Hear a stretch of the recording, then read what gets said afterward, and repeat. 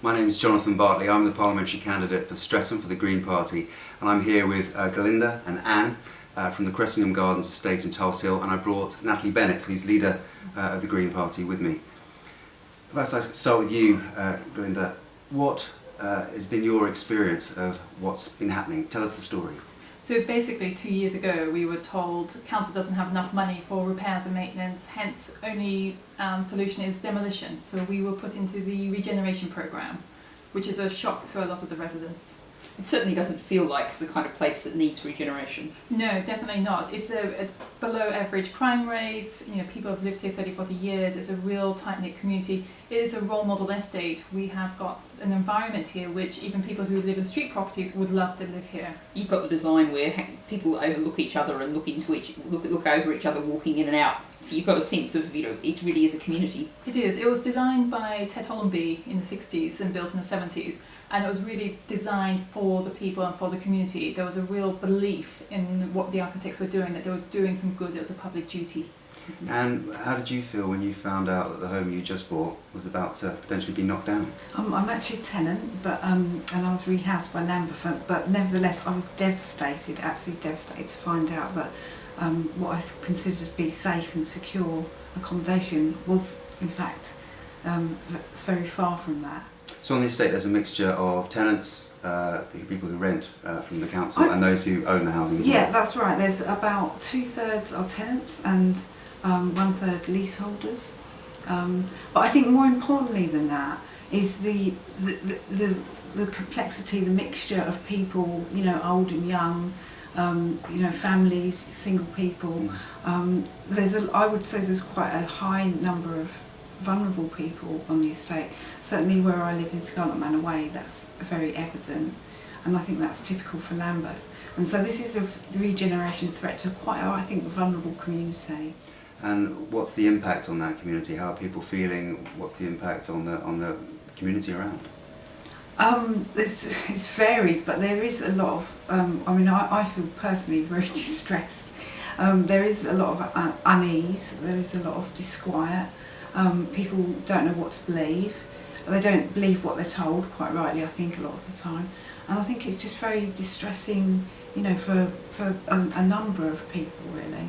And I imagine for some of the older residents, that kind of uncertainty is going to be really very deeply disturbing if you've been here for decades. Yes, this is where they brought up their families, this is where they are in their retirement, and this is where their neighbours and their friends are.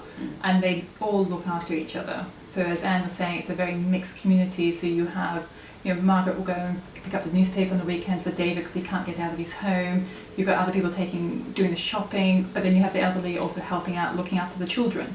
So it's a community that really supports itself, and if you break that up, the question is who's going to do that in the future?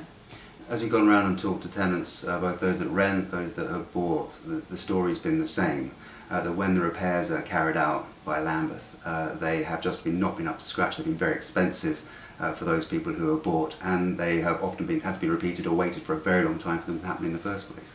Oh, it's absolute nightmare. We're pushing things all the way up to the Housing Ombudsman, and then sometimes it's just really small things so they just do not do properly. We've had one elderly gentleman here who had every time it rained, he would have to mop up in his lobby, and he had that for 4 years till one neighbour helped him get a lawyer involved. Another elderly lady, when it rains, she rings up Lambeth and say, I've got a problem with my roof, and they say, sorry, we can't send anyone now because it's raining. She rings up when it's not raining, they said, call back when the water's coming in. So it's this horrendous, it's very stressful to the extent that a lot of people just give up in the end. Now, the leader of Lambeth Council, Liv Peck, is about to go and speak at a very large property fair. I think the tickets are £350 per person. It's aimed at developers, those who are making a big profit, like the people in Lambeth. How does that make you feel? We're very, very cynical about the council. Not a single statement they've ever said to us has come out to be true. They want to be cooperative. They want a cooperative, get people involved, and it's not that at all. It is a real struggle to get even basic data out of them. Now, you've done a poll of tenants. I've had a number of surveys, I believe, have been done about what people feel, about whether they want to stay in their homes, whether they want the estate repaired properly, or whether they want it knocked down and rebuilt. What has been the findings of those surveys? So basically the first one we did of the estate, which covered over a third of the residents, 80% wanted to stay. 80? 80% 80%. wanted refurbishment done. 10% were wanting to leave because they wanted either a bigger home or didn't want to live on a construction site, and 10% were unsure. The council then subsequently employed Social Life to also interview. It wasn't as quantitative a survey, but they came up with very, very similar findings. People love living on the estate and really do not want to move off it. The council's supposed to be a cooperative council. They're supposed to do what people want, aren't they? What residents want. Let's say cooperative is when you cooperate with them. It doesn't go both ways. And it looks like they're very much looking at housing as though it's a financial asset. It's that they're thinking about it in those terms. They're not thinking about it in the terms of actually being a home, a community, a whole lot of people who want to be in one place and be together. It's all about financials, but even their financials don't add up. And this is where I have a real problem. We generate £1.2 million a year in council rents. So there's £1.2 million coming from you. Yes, from the 300 homes here. And where's it going?